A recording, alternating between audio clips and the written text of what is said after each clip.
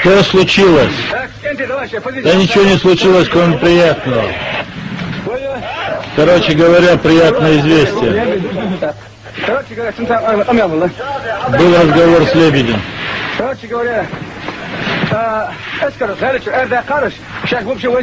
Выведите боевиков, мы выводим все войска из Чечни. Мы пришли не для того, чтобы уходить из города, сказал Масхадов. Но для того, чтобы мы не опозоренно ушли, давайте придумаем компромисс.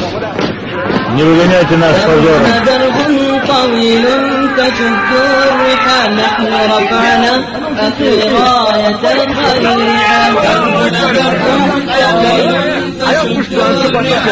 Неси пушку, стрельнем вас.